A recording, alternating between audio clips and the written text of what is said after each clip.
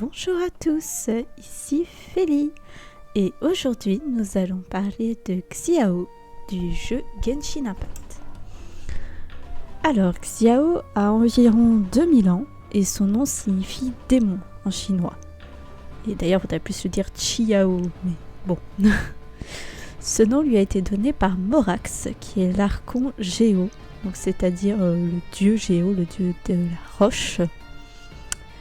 Xiao est un adepte. On suppose que sa forme de bête divine est un oiseau doré qui se rapprocherait du coup de la vision du Garuda.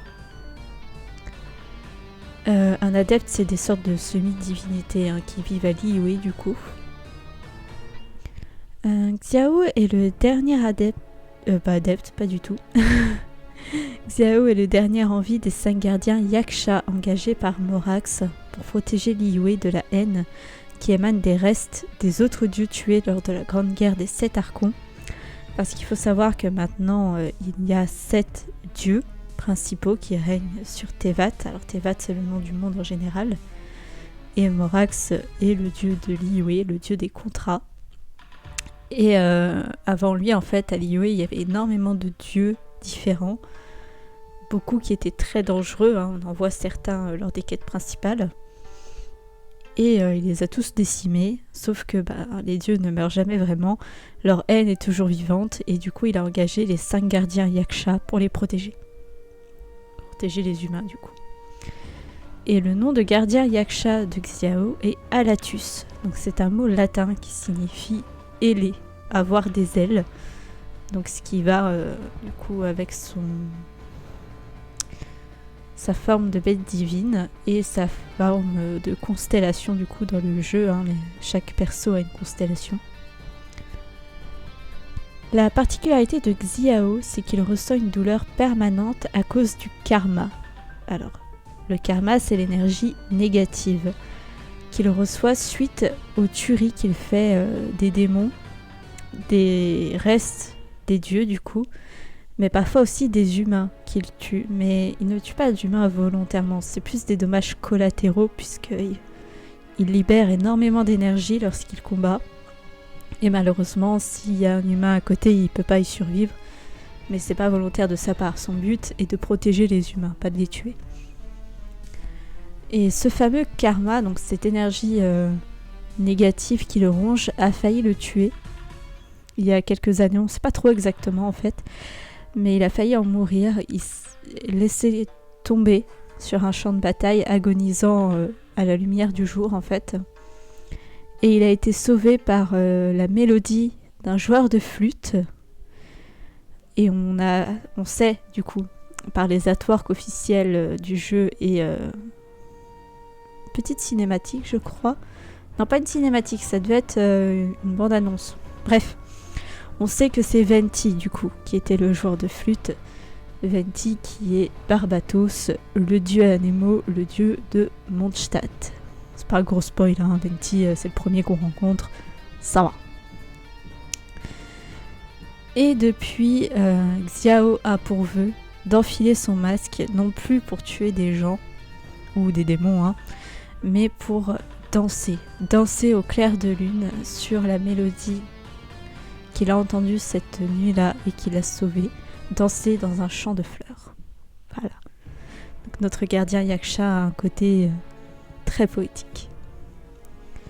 Il a une autre particularité, c'est que Xiao ne dort jamais. Parce qu'un adepte n'a pas besoin de dormir. En tout cas, c'est ce qu'il nous dit.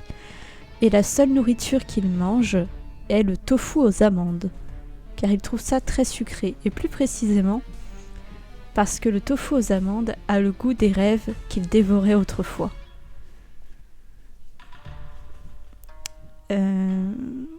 Quoi d'autre Il a toujours beaucoup d'admiration pour Morax, qui est toujours le dieu Géo, qui l'a sauvé de son ancien maître qu'il maltraitait, et c'est son ancien maître justement qui l'avait forcé à dévorer les rêves des gens autrefois.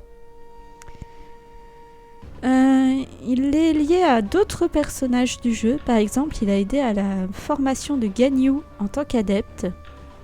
Ganyu est une archère cryo qui est secrétaire à Liyue depuis des siècles.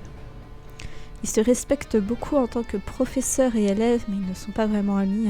Ils souhaitent pas vraiment être proches non plus, c'est pas dans leur caractère. Xiao suscite une vive admiration chez un jeune exorciste qui s'appelle Chunyun. Et Chunyun a la particularité d'avoir le problème inverse. Lui, en fait, il déborde de dharma, c'est-à-dire d'énergie positive. Il déborde tellement, en fait, que ça lui pose des soucis de santé.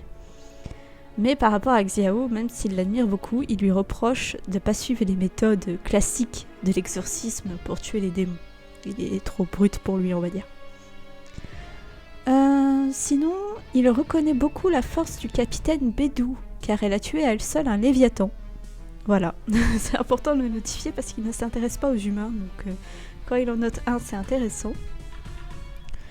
Xiao vit actuellement à l'auberge Wangshu. Mais il reste quand même isolé, il ne s'intègre pas avec les autres clients ou quoi que ce soit, il vit dans son coin. Pourtant, il s'inquiète de l'humanité. Enfin, on s'en doute, puisqu'il continue à se battre depuis des millénaires, c'est pas par plaisir qu'il souffre chaque jour. Mais voilà, il veut se battre pour les gens qu'il aime.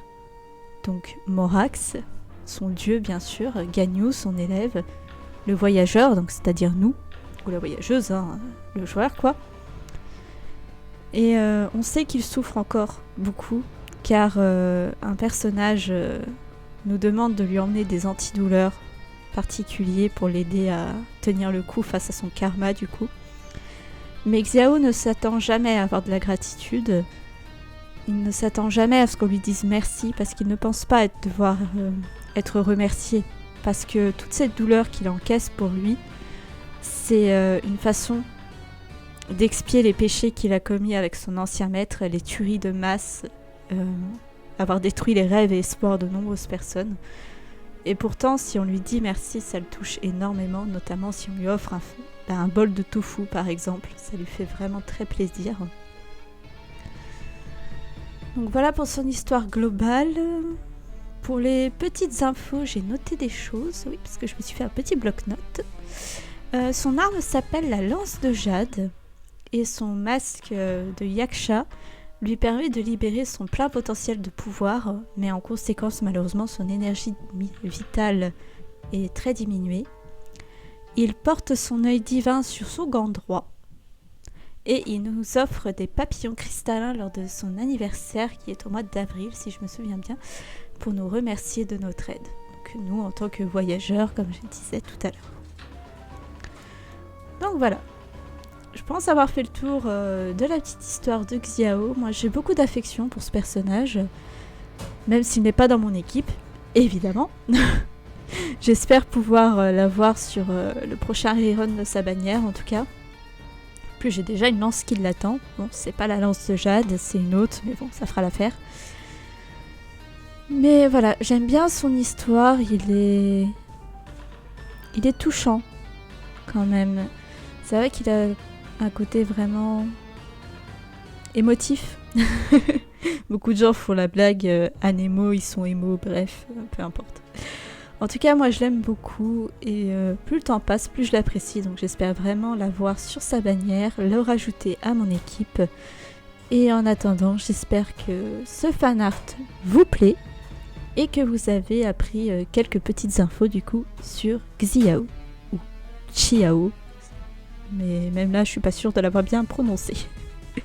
En tout cas, je vous fais des bisous. Je vous souhaite une bonne journée. Bye bye!